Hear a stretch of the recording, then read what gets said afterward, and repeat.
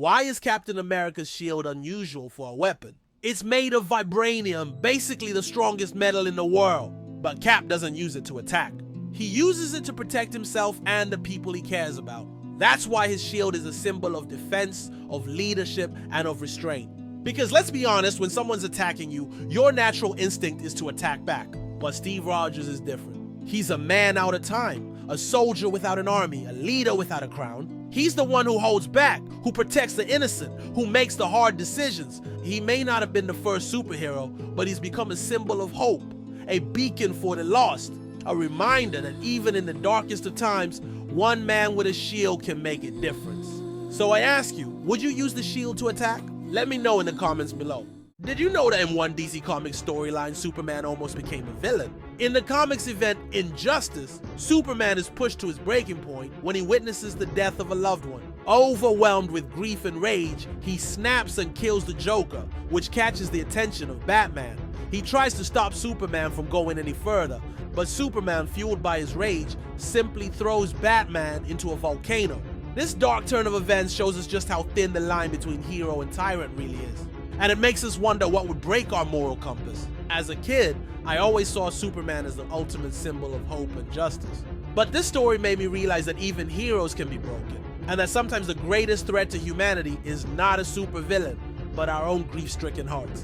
What do you think? What would it take for you to cross that line? Let me know in the comments below. There's a Spider-Gwen twist that changed everything. In an alternate universe, Gwen Stacy got bitten by the radioactive spider instead of Peter Parker. So now she's Spider-Gwen and Peter's just a normal guy. But when a villain threatens New York City, she gets help from an unlikely source, a friendly neighborhood Spider-Man. This story was so popular that Marvel gave it its own comic book series, but that's not all. The animated series followed the comic's success and introduced the world to a new Spider-Man. This version of Spider-Man is more confident, more cocky, and he's definitely a little bit of a flirt. But can he be a good role model for young girls everywhere? You bet your sweet bippy he can.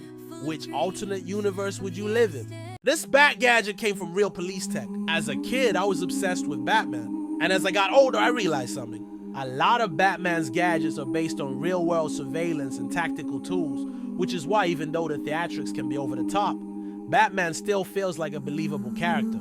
Because let's face it, we've all seen cops use gadgets like the batarangs and smoke grenades to take down criminals. But what really makes Batman stand out is that he doesn't just use these gadgets, he actually invests in research and development to make them better.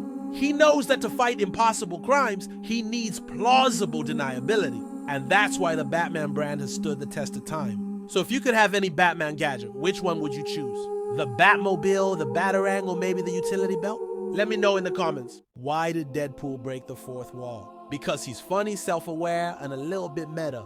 In the comics, Deadpool started breaking the fourth wall in 2002 as a way to parody other comics. He would comment on the writers, the readers, even the violence in his own story. And fans loved it, but Deadpool wasn't always this way. In fact, he used to be a lot more serious. He was a mercenary who worked for hire, but he also suffered from a really bad case of writer's block. So he started making fun of the comic book medium itself to cope, and by doing so, he became one of the most popular X-Men of all time. Now he's known for his irreverent sense of humor and his ability to break the fourth wall. But the question is, do you prefer your heroes to be serious or self-aware? This almost forgotten hero helped define the MCU's tone. After the first Iron Man movie came out in 2008, it was followed by a post-credits scene that introduced us to Samuel L. Jackson as Nick Fury.